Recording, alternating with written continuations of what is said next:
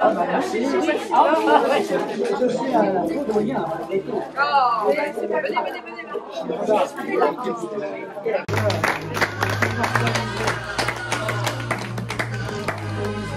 Bonjour à tous. Ah, ça va mieux. Je suis très heureux de vous retrouver pour ce rendez-vous convivial annuel que vous attendez toutes et tous, qui nous permet de partager cet instant présent ensemble dans ces temps si troublés. Merci aux personnes élues au CCAS qui m'accompagnent aujourd'hui, en souhaitant une meilleure santé à certaines d'entre elles absentes pour maladie ou retenues pour des obligations familiales ou professionnelles. Ayons une pensée envers nos aînés rémignacois qui nous ont quittés depuis notre dernier rassemblement, celles qui sont admises en institution, en hôpital.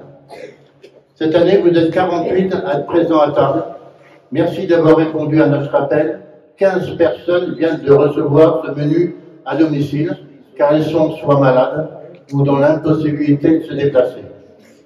Quoi que de plus agréable de se retrouver autour d'un bon repas, d'avoir l'occasion de se revoir, de discuter ou de faire connaissance avec des nouvelles personnes dans ce lieu, le Violière, que bon nombre de Rémignacois connaissent. Avant d'évoquer les dossiers actuels et les projets de la commune, je voudrais saluer plus particulièrement nos deux doyens de ce banquet 2022.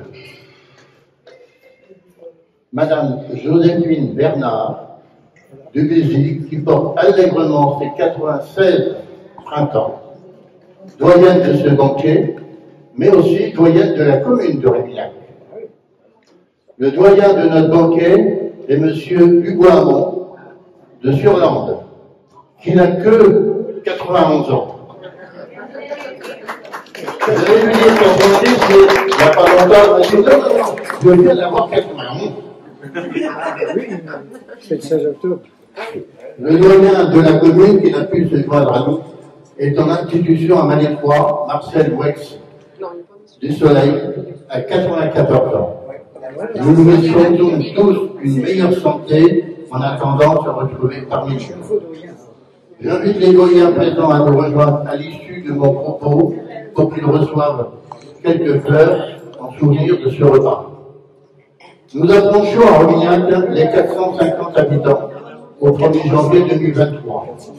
Et cette évolution devrait se confirmer dans les prochaines années.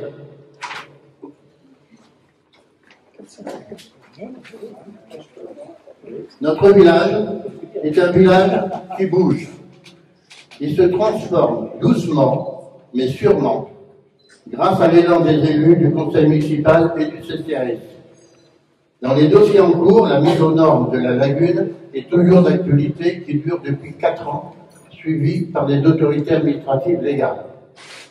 L'an dernier, nous vous annoncions des travaux de voirie et routiers pour 2022. Ils ont tous été réalisés avec l'aide financière du conseil départemental du Morbihan. Ce sera encore le cas en 2023, où de nouveaux revêtements seront réalisés sur parking des Cars, la rue de Menhir, le chemin communal allant de Penouette à Branlard, l'impasse du lotissement de Brocéliande ainsi que le reliquat de surface à enlever devant la salle de l'étang. L'ensemble des ampoules de l'église ont été soit changées, soit révisées, ce qui n'était pas une mince affaire compte tenu de la vétusté de l'éclairage. Nous prenons en compte les directives ou recommandations ministérielles et préfectorales dans le domaine de l'éclairage public. Si nous n'avons pas modifié les horaires de l'éclairage municipal, c'est que nous avions anticipé en 2020 et 2021 de changer l'éclairage public par des LED moins énergivores. Pour ce qui est des illuminations de Noël, nous les gardons, mais plus sobrement, en limitant aux heures habituelles avec des transformateurs, et nous nous abstenons le matin. Une étude prochaine est prévue pour envisager la pose de panneaux photovoltaïques sur des bâtiments communaux. Nous protégeons ainsi des conditions énergivores et de maîtriser nos dépenses électriques. Le dynamisme d'une commune est évalué tant par les personnes extérieures que par vous, Rémilhacois. C'est la faculté d'appréhender l'avenir de la commune. Cet avenir qui fait que les personnes se sentent bien et s'approprient les réalisations à venir et structurelles, même si nous ne pouvons pas avoir tous les services à l'image d'une ville moyenne. Toutefois, la commune a entrepris de faire l'acquisition de terrains et un immeuble aux 2 rues de l'église à Rémillac qui était à l'époque occupé par l'école religieuse. Cet immeuble est vacant depuis plusieurs années et la propriétaire est d'accord pour nous la céder, même s'il y aura des travaux à envisager. Les terrains adjacents également ont été négociés suite au décès du propriétaire avec les héritiers, le dossier est entre les mains du notaire. Toutes ces réalisations sont possibles avec la vente de foncier communal et un budget en équilibre depuis plusieurs années. Cet ensemble servira de maison de santé accueillant à minima 1 ou 2 infirmières, dont l'une réside déjà sur la commune, une kiné, une salle de réunion pour les associations, le maintien d'un local de stockage pour les journaux de l'amicale, et dans un deuxième temps, des logements sociaux qui nous sont imposés par la préfecture suivant le foncier disponible. Le dossier de réalisation vient d'être déposé auprès du Conseil d'architecture, d'urbanisme et de l'environnement du département à Vannes, qui doit nous faire des propositions concrètes de faisabilité compte tenu des investissements à envisager pour notre budget 2023, mais qui s'étalera certainement jusqu'en 2024. C'est ainsi que le cœur du bourg s'en trouvera plus accueillant que ses hangars actuels. Par ailleurs, pour vous les aînés, vous pouvez lire ici ou là des projets de construction de résidences âge et vie, comme à Ruffiac ou à Guerre.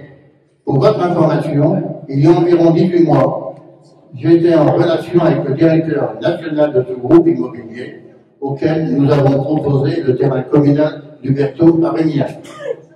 Malheureusement, la commune de Rémillac ne pouvait pas entrer dans leurs critères, qui étaient de disposer sur la commune d'une pharmacie, au minimum d'un médecin et d'un nombre minimum de 1000 habitants. Vous voyez que nous sommes attentifs à toute proposition de logement pour vous les anciens. Des nouvelles du domicile partagé les Hortensias.